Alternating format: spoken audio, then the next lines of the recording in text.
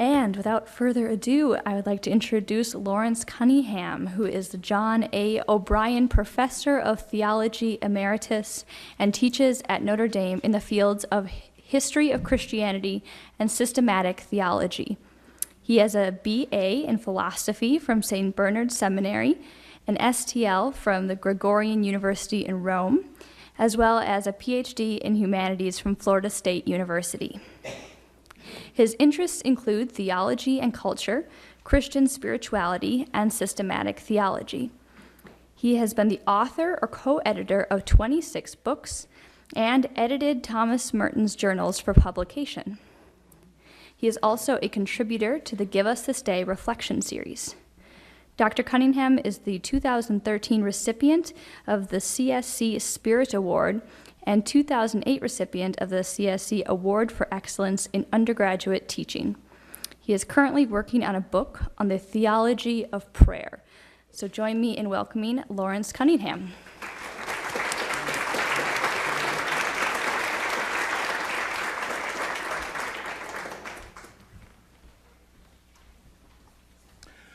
I have taught in the summer school program at St. John's a couple of years, and I would like to say a word of gratitude to the St. John, St. Ben's community for the outstanding monastic hospitality that I enjoyed then and am enjoying now. It has been just absolutely wonderful. Cashin says there's a prayer that the monk must keep. It's a central prayer for the monk. I'll give you the first half, you give me the second half. It's a very brief prayer. O God, come to my assistance. O Lord, make haste to help me. In the name of the Father, and of the Son, and of the Holy Spirit. Amen. Doesn't St. Benedict says prayers should be brief? St. Augustine says they're like fiery arrows that go to heaven. I'm not a monk and have never been one, but my interest in monasticism has been deep and abiding, both because of my academic interests and personal spiritual predilections. A good deal of my published research focused for a long time on the thought of Thomas Merton, and that precise focus led me to the conviction that if one did not understand Merton as a monk, one did not understand him at all. In order to understand the man as a monk, one needed to understand something about monasticism and its traditions. It was that connection that led me to a sustained interest in monastic culture in general and monastic spirituality in particular. But in this, I'm an autodidact. I've been reading this material now for 30 years. What is a monk? A monk, the late Cistercian André Louf once said, is a person who wakes up every morning and asks, what is a monk? Behind that enigmatic quip stands a very profound insight. A monk is one who takes up a certain way of living out his or her Christian calling in a determined way. That way took recognizable form in the late 3rd and early 4th century, entered the Christian tradition as a way of life, a forma vivendi, a form of life, and underwent various permutations in both the West and the East, conspicuous in Christian culture right down to the present day. So monasticism is both a way of life and a tradition. It renews itself and draws on its past, like the householder of the gospel that brings forth new things and old. Now, it is first of all a tradition, in the sense that it depends on a way of life from which it draws continual nourishment. No contemporary monk is fully contemporary because that monk draws wittingly and sometimes unwittingly on a recognizable past and a tradition that went before the monk.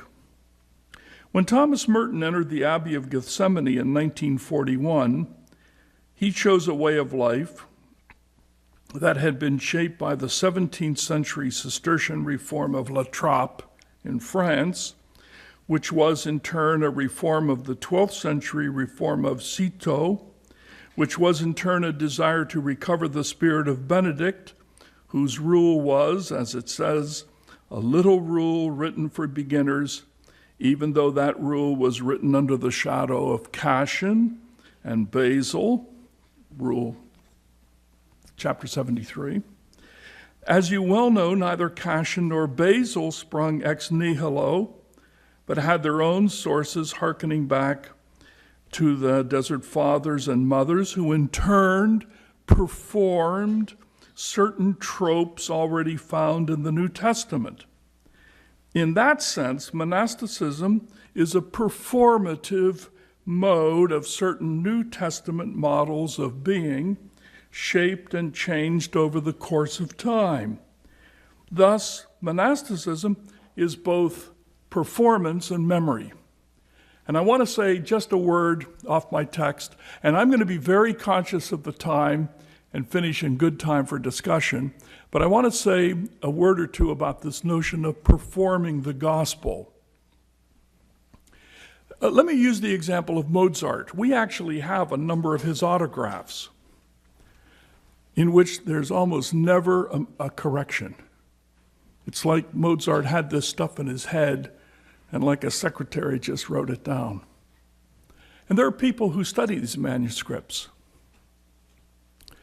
But the meaning of the manuscript only becomes alive when you play the music reflected in the manuscript. And you have to play it faithful to what the text says.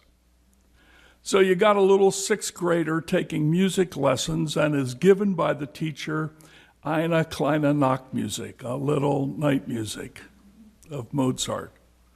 Da, da, da, da, da, da, da, da, da. Not very good.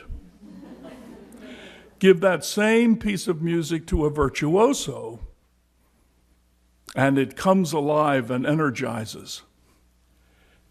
This is very similar to the gospel.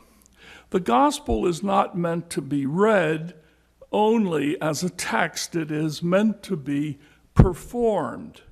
I don't think we recognize that often enough. Every time we baptize someone, we're performing the gospel. Every time we celebrate the Eucharist, we're performing the gospel. Every poor person we feed, we're performing the gospel, etc. Some people do it like the sixth grader learning eine kleine Nachtmusik. That's most of us, plodding along, trying to make some sense, trying to gain some heft on the text. The virtuoso who brings out the depth of the text, he's what we call in the tradition a saint. So the saint is the virtuoso of performance. But many things in the tradition are performances. Monasticism is a performance. Certain people way back when said, wonder how we can live this gospel, how we can perform it well. Well, we can't seem to be able to do it in the cities of late Roman antique culture. Let's get out in the countryside and try to do this in a different way and pick up some ideas about it. So that's what I mean when I say monasticism is a performance.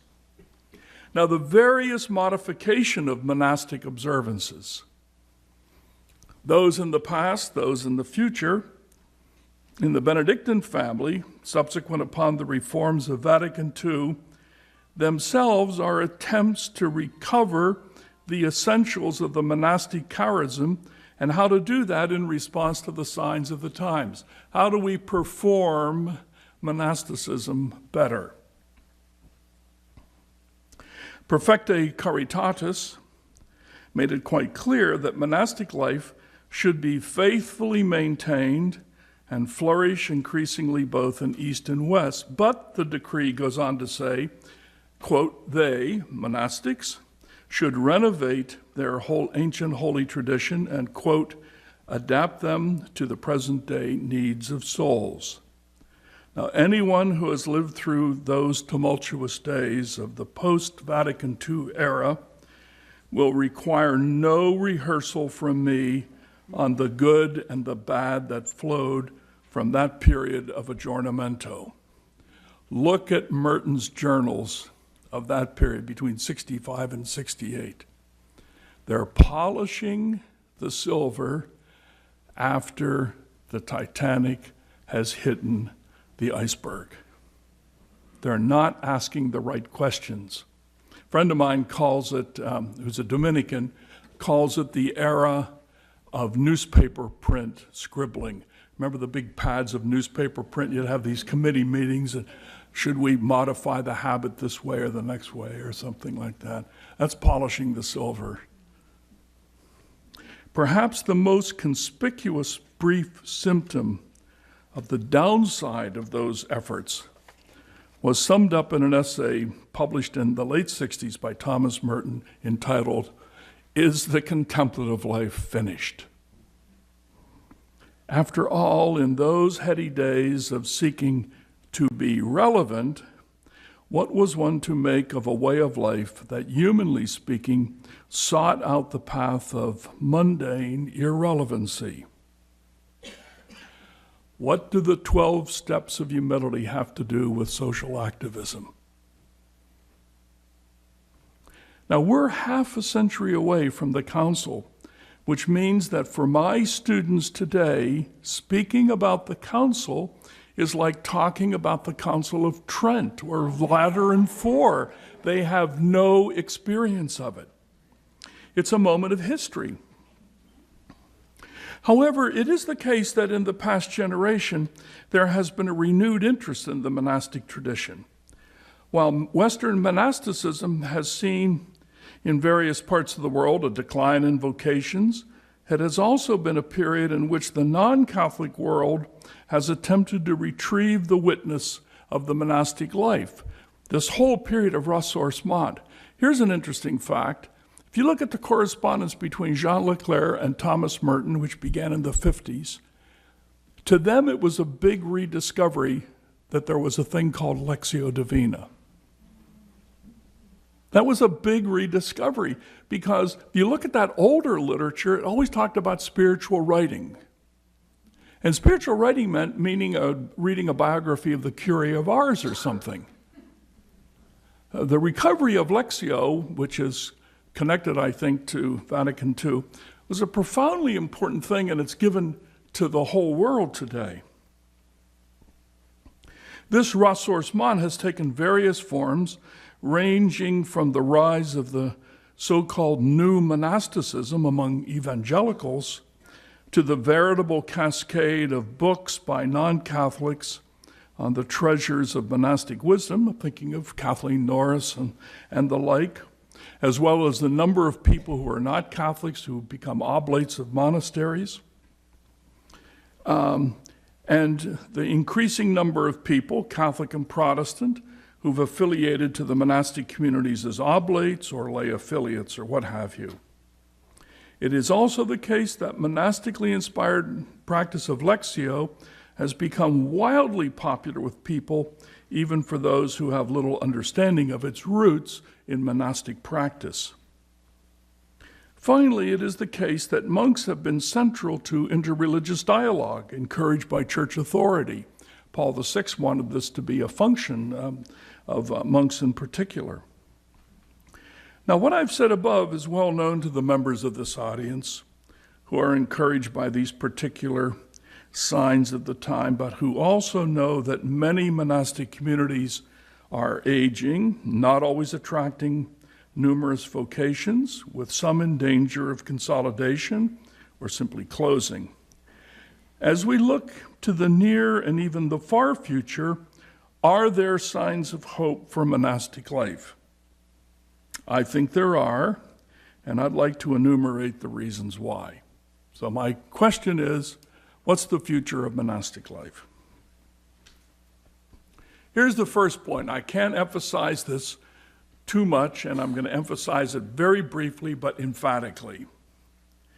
The monastic tradition is a living option for someone who wishes to be a follower of the way of Jesus, and because of that brute fact, it is unthinkable that it should disappear from the tradition. So, you want a prognosis for the future of monasticism? It's going to be around until the eschaton. That's not the issue. Schools of spirituality enter the life of the church, and there's no compelling reason why such schools will not endure, even if shaped in variously different ways. There's always going to be monks in the Christian tradition. I stipulate that as a fact, while quickly moving to a second stipulation. The issue is not whether there are to be monks, but what shape and character will monastics take? That's the issue. Second, so my first reason is, be calm. We're always going to have monks.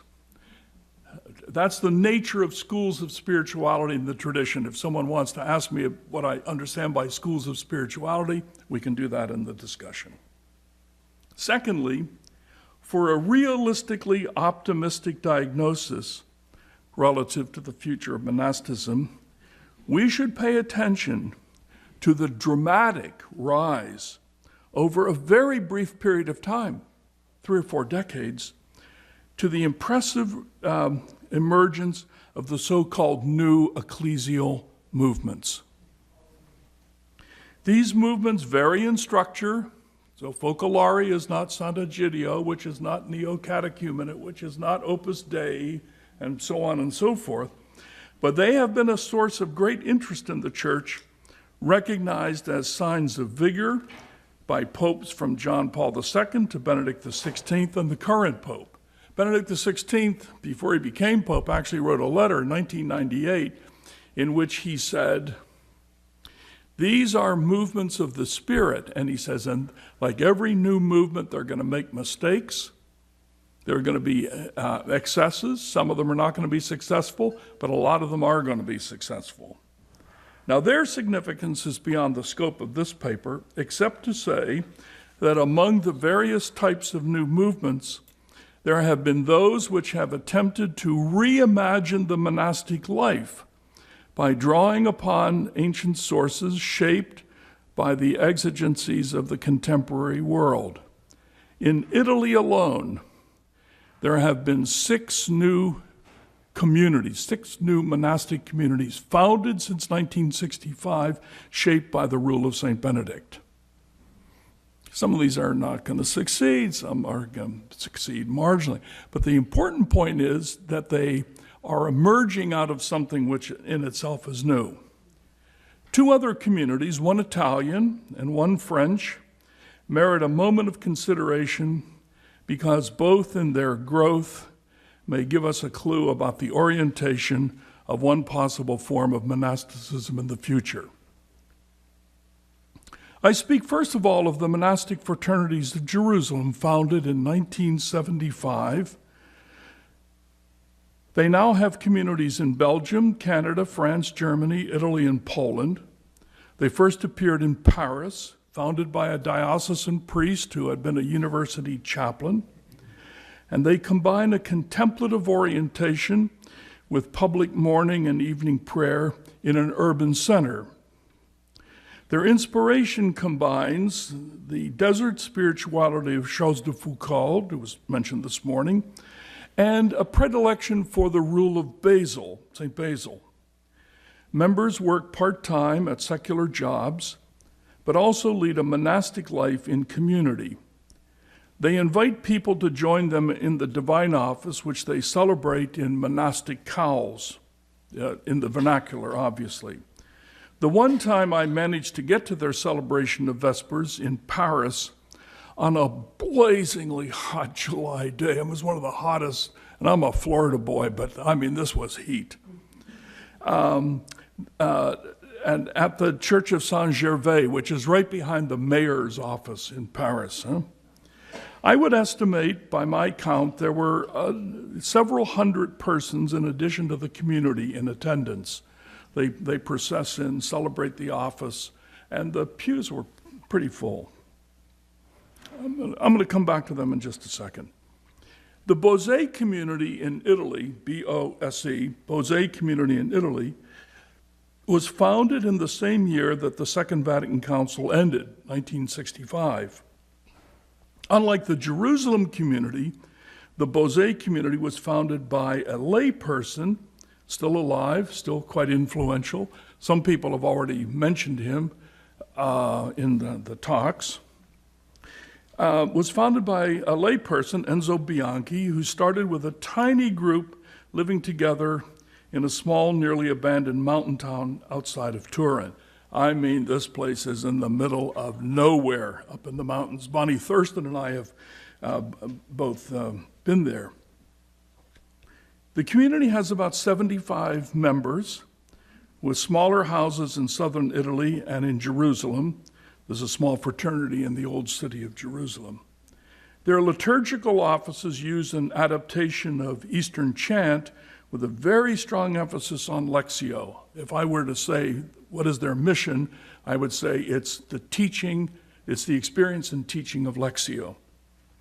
The Bose community is ecumenical in the sense that there are 4 or 5 Protestant members from the Église évangélique in France, and 1 retired Greek Orthodox bishop who spends 6 months of the year with the community. And while contemplative, they invite large numbers of persons to visit for study. They also have an ecumenical outreach to Orthodox monastics, both Russian and Greek. Unlike the Jerusalem community, they are not self-consciously urban in their orientation. The Bose community is decidedly rural, but with those small, but with the exception of that small fraternity in Jerusalem. What the two communities have in common is that they both have male and female members. They both have a sympathy for Basilian monasticism, and they try to combine a cloistered form of life with a certain openness to the larger world.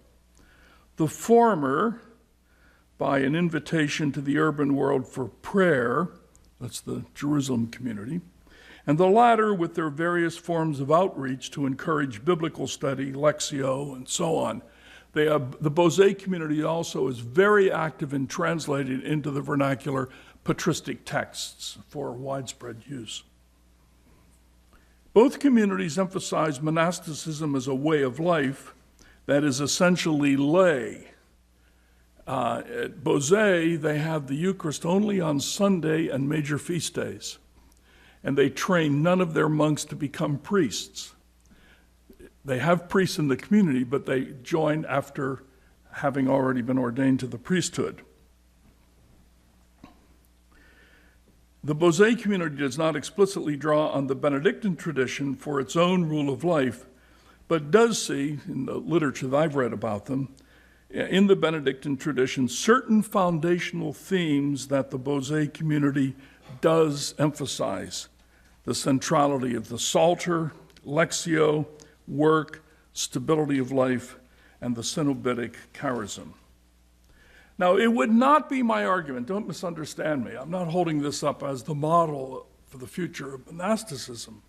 It would not be my argument that these two recent monastic experiments are models for others, but they do offer some clues that may help in discerning some future patterns worthy of consideration. While comparing them does seem a little bit of comparison of apples and oranges, they do, as I said above, have certain commonalities. And the first one, and the foremost in my mind, is that they emphasize the contemplative life expressed significantly through liturgical prayer interspersed with silence and sacred reading. I want to stop here for a second and articulate a crotchet of mine. And that is the misuse of two terms, mysticism and spirituality, as it's understood today. Let me take mysticism first. Can we all agree that John of the Cross was a great mystic? Okay. If you walked up to St. John of the Cross in the 16th century and said to him, "Teach us about mysticism," he would not know what you were talking about because the word mysticism was not invented until the next century. The word mystic was unknown in the time of John of the Cross. What they did know was the term mystical theology, hidden discourse about God, and that had a millennial tradition behind it. You can learn about that if you want to enter my doctoral seminar this September. I'm not going to get into it now. But mysticism was invented in the 17th century.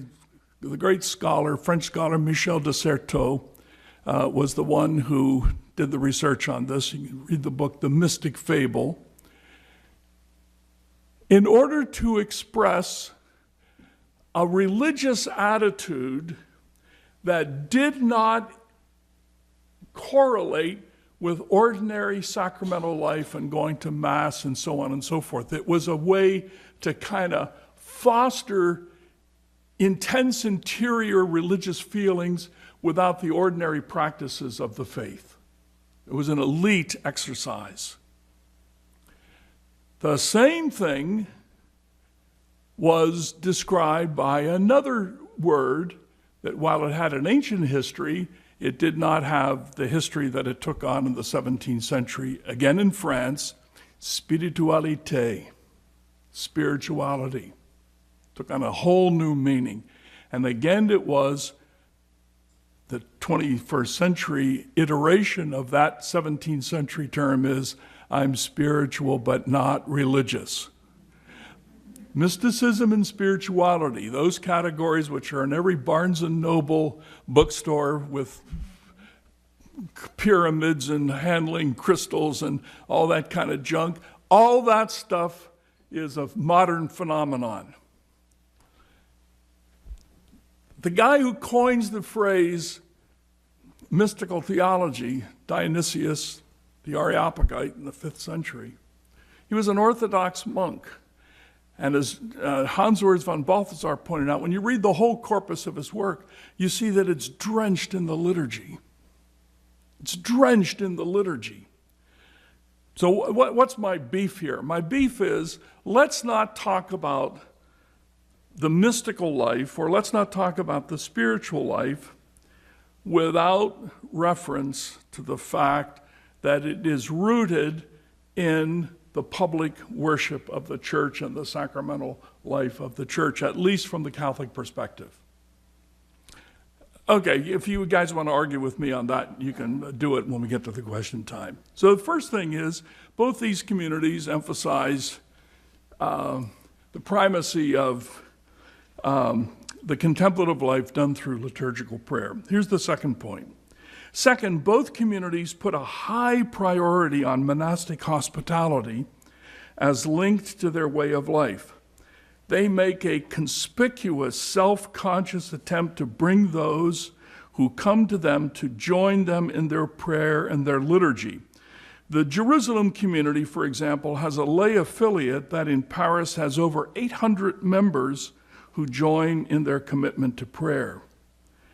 That both communities admit into a single community, both men and women, allow those who join them in prayer to do so without any gender discrimination. In fact, the one American woman I met who was in the Beauvais community joined after having visited Taizé to find out that women were not admitted to the Taizé fraternity. Taizé encouraged her, go to Beauvais, they take women. It's kind of interesting. Here's a little thought experiment, trying to link up the monastic vocation with evangelization. Here's a great idea. This is never going to happen, but this is an idea I have. Get the Jerusalem fraternity, this monastic group in France, but now in other countries, and bring them to the United States of America and set them up in St. Patrick's Cathedral in New York City on Fifth Avenue. I mean, if you've ever been to, I have two daughters living in the city, I go to St. Patrick's, it's, overrun by tourists taking pictures with their little cameras and so on, and kind of security men standing around and whatnot, just like visiting no disrespect, but like the Statue of Liberty or something. Why not put the Jerusalem fraternity in there and announce 2 times a week, 2 times a day, we have common prayer using the Psalms. There are copies available to everybody. Everybody can join in and whatnot. How's that for the new evangelization? Just a thought. Now, I have no intention to hold up these two movements as the model for the future of monasticism. I only highlight them because they both arose in the wake of Vatican II, and they've enjoyed a certain amount of success in rethinking the monastic charism. And I think their emphasis on hospitality and especially liturgical hospitality, dovetails nicely with the contemporary movement we call the new evangelization. Of course, there have been other approaches that are more oriented to replicating the traditional Benedictine models of life. I have in mind such communities as Christ in the Desert in New Mexico, the Benedictines of Clear Creek in Oklahoma, which got their inspiration from France and brought it to this country, and I just read that they're now starting a daughter house in County Meath in Ireland. And the Italian model at Nursia, founded by an American Benedictine who produced beer, which is always a good sign. These communities attempt a life following a full liturgical observance of the Opus Dei in Latin, the adoption of, at least Clear Creek does, the adoption of full monastic habits and cowls, a disinclination to undertake pastoral work outside the monastery, a very sharp distinction between choir monks and lay brothers. These male communities have their respective female counterparts in communities like the well-established Regina Laudis community in Connecticut and St. Walburga's Monastery in Colorado, among some others.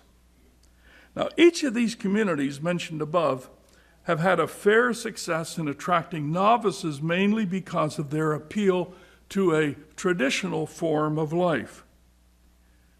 It would be a mistake, however, to dismiss such groups as reactionary for the simple counterintuitive reason, and this is a counterintuitive reason, that their appeal derives, it seems to me, in their novelty for young people. It's the novelty of what they're doing that draws young people to them.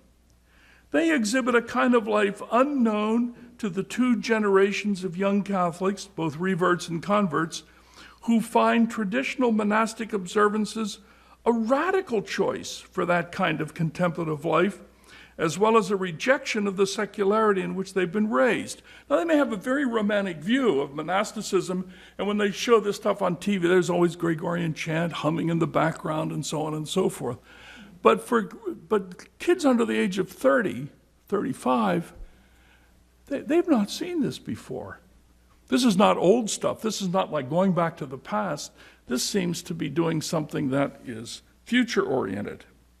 Little anecdote, a couple of years ago, I visited the Benedictine monastery of Bingen in Germany, where the redoubtable St. Hildegard of Bingen once lived, and met an American nun from, of all places, Carmel, California, trendiest, hippest place you could imagine, if you got money. And I asked her how she ended up in a German monastery singing the full office in Latin, guided by an abbess, replete with a pectoral cross and a crozier. Her answer was very instructive. She searched the internet to find a monastery that profiled what she thought a monastery for women ought to look like. So there she is cruising the internet and whatnot, and she runs across this monastery in Bingen, Germany. It's a beautiful place, actually, and hies over there, and she's professed over there now. Now, I don't hold up the new experiments of Jerusalem and Beauvais, nor the more traditional monastic communities described above as the answer to discern an answer to the future of monasticism. I will hazard some clues as to what monasticism might look like in the coming decades. First, the monastic communities I've mentioned, above all, put a certain primary emphasis on being openly countercultural. I mean, openly countercultural. The way they dress, the way they live, and so on and so forth. Either by wearing the habit or how they situate themselves relative to the larger world, they underscore a certain way of living alternatively. So they live consciously against contemporary mores. Now, the old monastic tradition said that one of the values or one of the desiderata of monks was to flee from the world, fuga mundi. Here's a little paradox, friends. When monks flee the world comes fleeing to them. And that's historically the case. You read St. Athanasius' life of Anthony. You know, Anthony keeps going deeper into the desert and whatnot, locking the doors, wrestling, and so on and so forth. And disciples and friends kept coming to them. And if you know, in the 4th century, all of these aristocratic ladies from Rome, many of whom centered around Jerome and Bethlehem and the monastery, they took the grand tour of the deserts of Egypt to meet these famous abbas and so on and so forth. So there has to be something consciously countercultural. Next, the two greatest aspects of monastic spirituality rest on their participation in the Opus Dei and the privileged place given to Lectio. These twin practices do not exist in tandem with other activities, but are the foundational practices that supply the energy and the raison d'etre for whatever ministries may flow from those foundations. Hence, the primacy of prayer roots the monastic life into contemplative living. Hence, the greatest gift of monasticism that it can give the world is its prayer and its pedagogy of prayer. Prayer and how to pray. I should add, as an aside, that I understand contemplation not as something esoteric, but simply, as St. John Cassian says, as, quote, a gaze turned in the direction of the things of God. For the other virtues and practices are all practice, as Cassian goes on to say, for the sake of this one end. That's in the very first conference of the conferences of John Cassian. Thirdly, when we reflect on monasticism in the future, we would do well to think of monastic life and not simply of monastic institutions. A year before he died, Thomas Merton gave a series of conferences to religious contemplative women, which were later reconstituted from tapes into a little book called The Springs of Contemplation. It's kind of a messy little book, but it's got some really interesting stuff in it. In the midst of these rather discursive talks, Merton proposed a thought experiment that went more or less like this. Supposing something happened in the world in which, bam, everything recognizable about the monastic life disappeared. Gone were cloisters, gone were psalters, gone were habits, gone were farmlands, gone were whatever, you name it, all the stuff of monasticism. So buildings, farms, gift stores, Trappist cheese, retreat houses, everything. Supposing further that all of the supports, material, social, and communitarian, vanished with them. Bereft of these things, the essential question remains, Thomas Merton said. What kind of person are you? Are you or are you not a monastic person? He says that's the issue.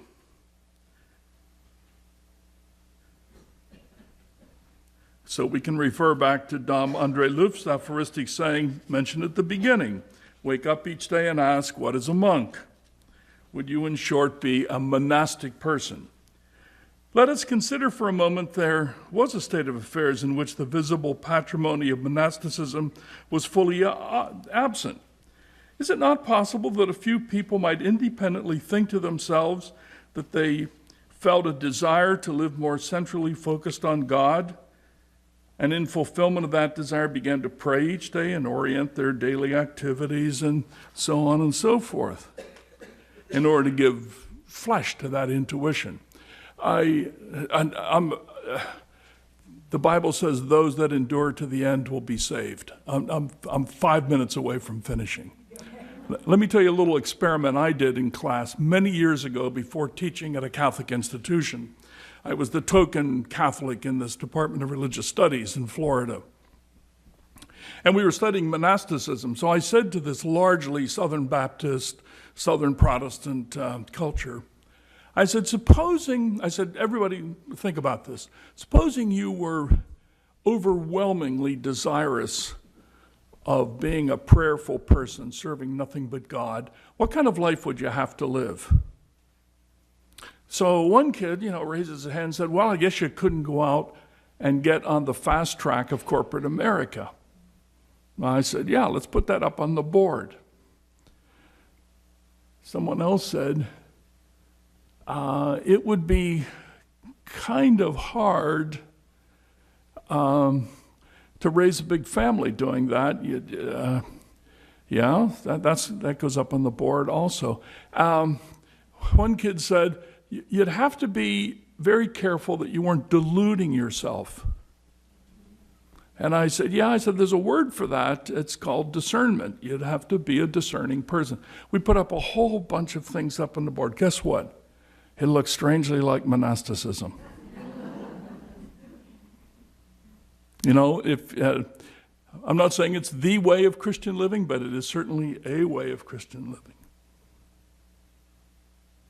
I've indulged myself in that little thought experiment in order to make a simple point. The Christian life is a way of life in which there are definite ways of following the one who says, I am the way. One of these ways is the monastic way. The monastic way may undergo various permutation, but such permutations are a constant in the history of the church. Were it otherwise, schools of spirituality would be museums and not living expressions of the gospel life. So what, in conclusion, does all of what I have said have to do with the monks of today? The simple answer to that question is that the monk of today is the living incarnation of the monastic charism, which has a tradition. Everybody who's a monastic sitting in this room is drawing upon nearly 2 millennia of tradition that have come before and give shape to what you're doing today. The Australian Cistercian writer, whom I really like, Father Matthew talked about him, I think Bonnie may have mentioned him also, wisely reminds us that genuine monasticism is not self-generating, nor is it the product of self-expression. Casey quotes the rule of Benedict to the effect that monks, quote, do not live by their own judgment or obey their desires and pleasures, but walk according to the judgment and the instruction of another. Rule of Benedict, chapter 5. He concludes, when the novice receives the habit from an elder, it signifies the start of a process whereby the charism is slowly transmitted to a new generation. I wish I could make my voice sound in italics as I read the next short sentence of Casey. Do-it-yourself monasticism is no more than a semblance of the real thing, unquote. Thus, my intuition, my plea, and my hope is simply this: be the best monk you can be, and have faith that the future of your tradition is in God's hands, as it most decidedly is. As the great psalm that we sing at Compline assures us, you have the Lord for your refuge. You have made the Most High your stronghold. No evil shall befall you. No affliction shall come near your tent. Psalm 91. So, my concluding sentence, be a monk. Wake up every day asking what a monk is and live the answer. Thank you all very much.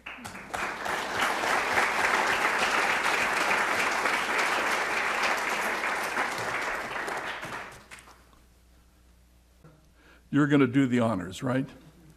Now, I was a classroom teacher at the university level for 42 years. I'm going to stand here quietly for 30 seconds. If a hand isn't raised, I'm going to start calling on people.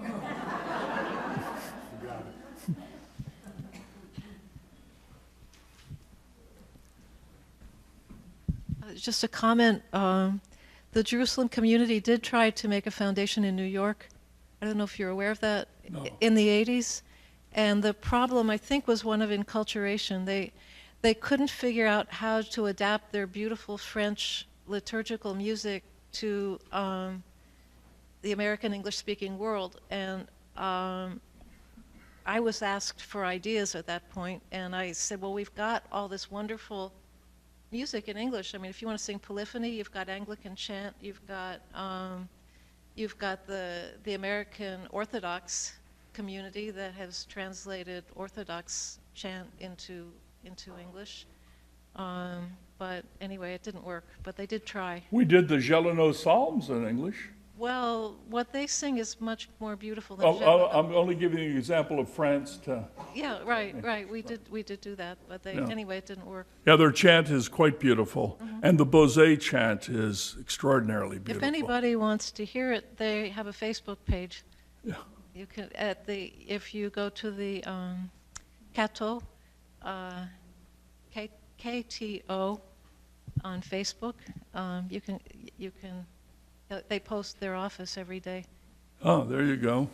It's like the Irish Jesuits giving you spiritual exercises every day.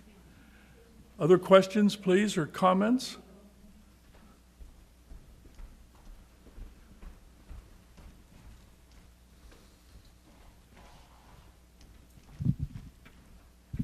When Thomas Merton talked about the doing away with all the externals of religious life and what would happen, we have a living example of that in China.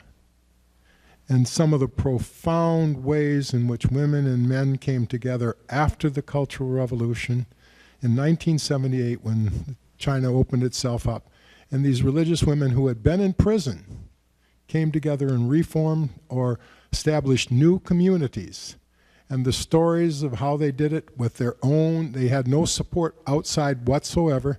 It sounds just like the founders of many of our own religious communities. Yeah, you could multiply those examples by a dozen. In the, I'm a person greatly interested in Russian Orthodoxy, and the same thing happened. The Orthodox, even during the worst of the Stalinist days, kind of kept these secret things going. And I was telling Father Matthew the other day, I met a Czech Dominican who was educated while working as a night watchman in an art gallery and was ordained in an apartment by a Jesuit bishop who was a plumber before the Velvet Revolution. Yes, but don't miss Merton's point. Merton's point is not interested in the extremities. What he's interested in is getting to this issue. Are you a monastic person? Or are you a person who happens to be living in all of the appurtenances of the monastic life? That's a critical distinction, I think. But thank you very much. Wasn't it in his last speech in Asia that he said to the gathered monks and nuns, now everybody has to stand on their Own feet. That's exactly his phrase. That's the point that you're making. Yeah, I think Sister has a hand up in the back. I thank you for your reflections. I was thinking about what you were saying in terms of some of the communities being attractive that are so clearly countercultural. And I'm just wondering if, as we've been thinking, you know, the culture is so strong that you need those external appurtenances or supports, at least among the younger generation at this point, to get started to let go of that. And I don't know, it's kind of a curiosity in terms of what is it about that countercultural, visibly or otherwise somehow clearly countercultural piece that I actually don't know the reason for this. All I do know is that when traditionally habited religious sisters come on the campus of the University of Notre Dame, they're a sign and a wonder to the students because, look, I was in the 10th grade before I ever had a lay teacher. I had nuns from kindergarten up through until I got a lay teacher that taught math in the 11th grade. These young people have had no experience of that. And the sisters that are on campus, of their number, they don't dress like sisters. So when they see a sister dress like a sister, I'm not saying this is going to be permanent. I do know also that for every large number of people that go, say, to the Nashville Dominicans or the Ann Arbor groups and whatnot, not all go to final profession. There might be a little flush of that. I've had a couple students actually that have tried the life and then have not made it. But the only point I want to make is that what we might judge, we have a certain age as, God, that's reactionary, those old ladies and habits and whatnot. To young people, it's something brand new. I mean, it's a first kind of, wow, what's going on? Do not go home and claim that the Notre Dame teacher said that all of you should be back in habits again. That's not my point. I really raised the point of why are they so interested in that, the young people of today. Yeah, thank you, sister. Yes, I think we have another person here.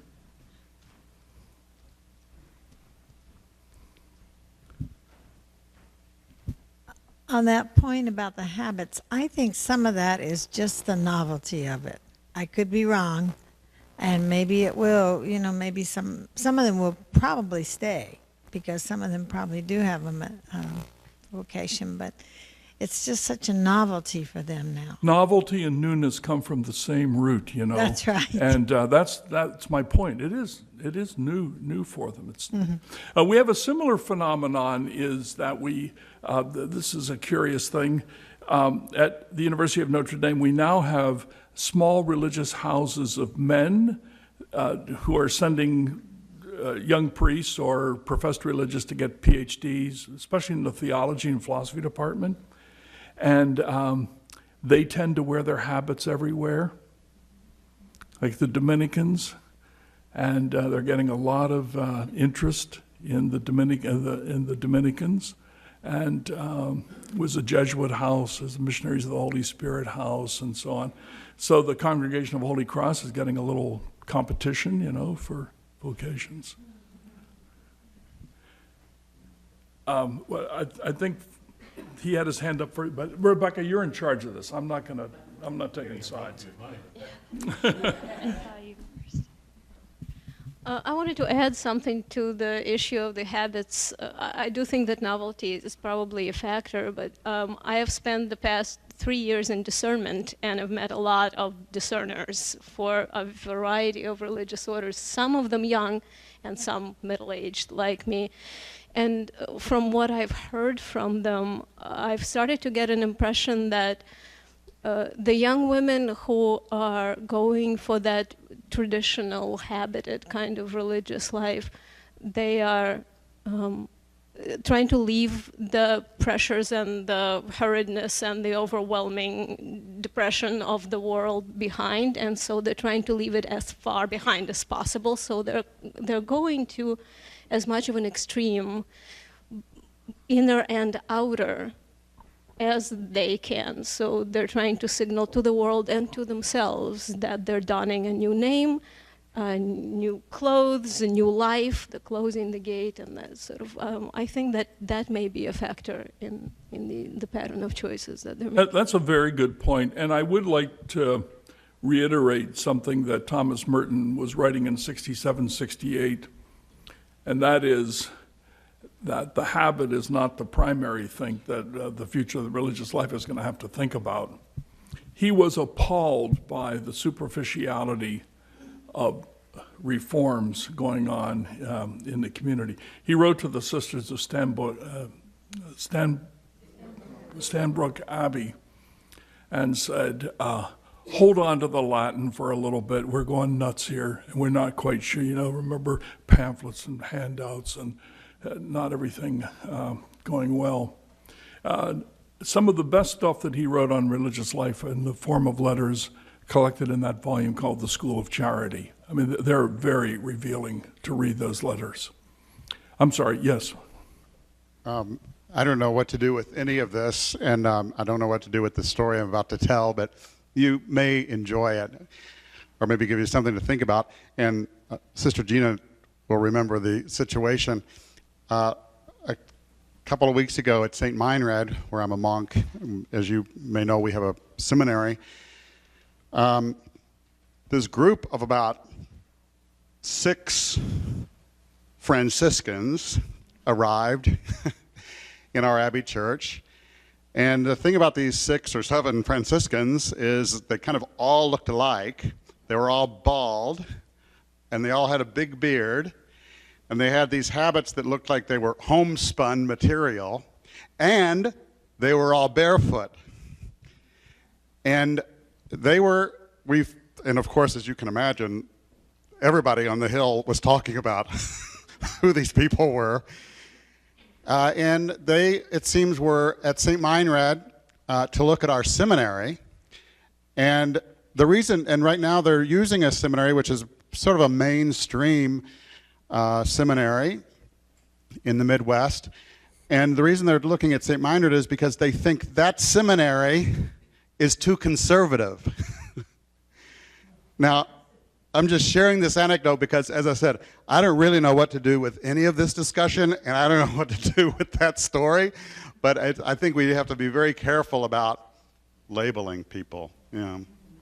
They thought that the seminary that they were at was too conservative, and they wanted to come to the St. Meinrad's, which is, I thought it was more liberal. I actually know where that community is and who they are. They're from Fort Wayne, Indiana. And they were brought into the diocese by the current bishop. They originally were in someplace in Pennsylvania. This was to imitate the poverty of Francis. If you want to imitate the poverty of Francis today, I think you buy your clothes at Walmart. That's where the poor folks shop today. And you wear shoes. I wanted to get back to one of your earlier remarks. I'm sorry. Yeah. I wanted to get back to one of your earlier remarks about the people who claim that they are spiritual but not religious. Yeah. And I think I would like to have some clues as how do you reach these people. In one way, they look at our church, which is very divided, and they don't know where to go, and yet they have this spiritual feeling, but then they latch on to all of these peripheral things that really don't count. How can you reach those people? Do you are you familiar with this thing called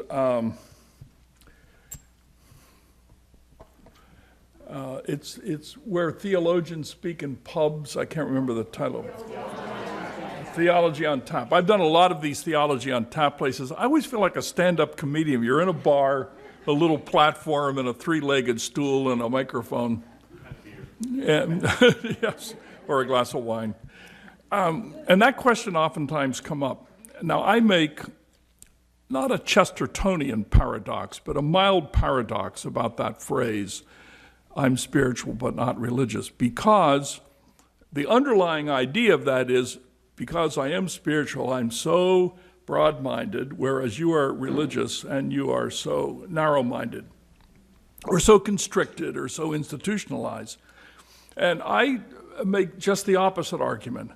I said, look, you can be spiritual and not religious. The 12-step program of Alcoholics Anonymous is deeply spiritual, but it eschews any identification with a religious community.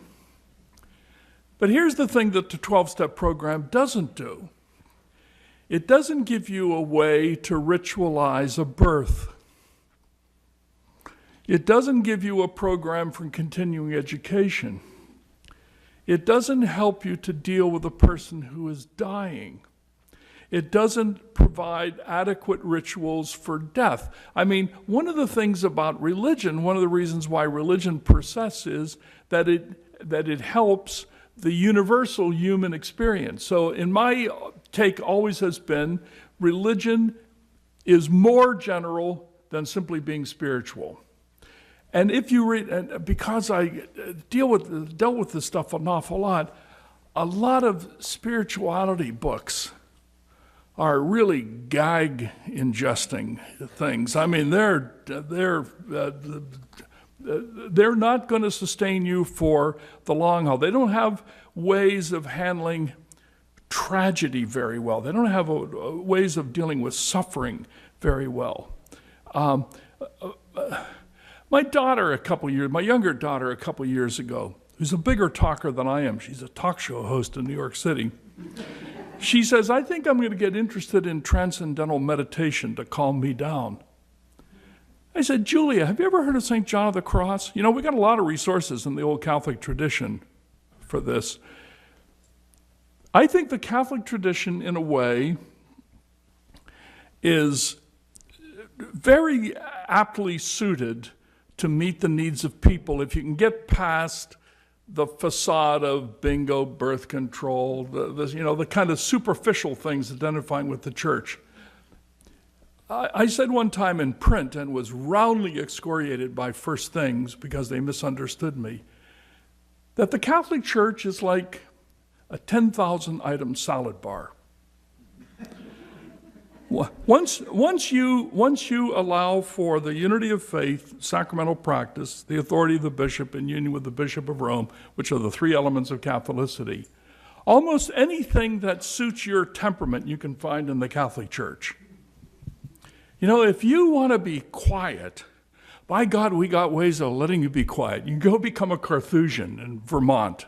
If you like the liturgy, we have lots of liturgy. If you like devotion to Mary, you can get on the next plane to Fatima or Lourdes, etc. You can only put so much on your plate. Now, and this is no denigration of Protestantism. What Protestantism does is to make those options denominational. You know, if you want to have ecstatic experiences, you don't go to the First Presbyterian Church. You go to a holiness church, a Pentecostal church. If you want high liturgy, you're going to find better high liturgy in many Anglican churches than you are in Catholic churches. So what Catholicism does is to create schools of spirituality. Here's what a school of spirituality is. You get a person or some people that get a new insight in how to lead the Christian life. And this insight comes from understanding a particular text or series of texts. I mean, what's the key text in monasticism? It's Act 2, living and sharing all things in common. You find it all over monastic literature. Then people start to live that text, and then they say, well, we have to have some order in order to make this work. So they create canons and texts and foundational documents, etc. And then, as Father Gustavo Gutierrez says, they offer that to the church. And once it's offered to the church, it's there. It's not something that occurs in one generation and then disappears. Benedict offered a way of living. Here we are, 1,600 years later, and we're still living that. Francis of Assisi had a certain intuition in the gospel. Karl Rahner says, the saint is the person who says, yes, you can live the gospel even in that way. Different way. And we experiment, and if there's a certain longevity, it becomes part of the fabric of the church. I don't want to give you a little homily here, but let me remind you of something. If you look at the medieval Latin writers, monastic writers, a couple of years ago I was reading the letters of Bernard of Clairvaux. When he puts his heading up at the top, you know what he calls it? The Church at Clairvaux. Ecclesia Clairvaulensis. The church. The hermits called their hermitage my little church. Ecclesiola mea. My little church. So they see themselves as the instantiation of the church in this particular incarnation, of this particular manifestation. So that's what we're doing. I mean, your communities are little churches. Gather the people, read the word, break the bread. It's all pretty simple. I know we got Monsignores and Vaticans and this and that and the next thing, but it's basically quite simple. Monasticism understands that perfectly well. So when they reform, notice that's form again, it's because they're getting rid of stuff that they no longer see as essential. The Benedictines and the Cistercians have said, let's not have the distinction between lay brother, the conversi, and choir monks. Let's have a community and put them together and live as brothers under one father, the abbot, so on. I was once at Gethsemane in the blazing heat, and I loved this old lay brother. He used to stand out in the fields with his hands in his belt like this. And I had some junior students, and they were whitewashing this barn. It was blazing hot. It was in August. And I went out and I said, well, how are my students doing? And he says, Professor, they can't wait for that Vesper bell to ring to get in that cool church. He said, you can't get decent work out of choir monks. You know, he had a kind of a contempt for choir monks. You know, he says, I'll be out here till the Compline bell rings. You know, well, he's still there. He's a little befuddled now. He's an old man, but if he wanted to remain a lay brother, they let him remain a lay brother. But they had this union of brothers and choir monks. It's a good idea. That's reforming because they're getting a deeper insight. Anyway, let me stop there. Are we out of time? Have I talked you people into a puddle? Anyone else have any questions or comments or want me to say anything? Okay, thank you all very much.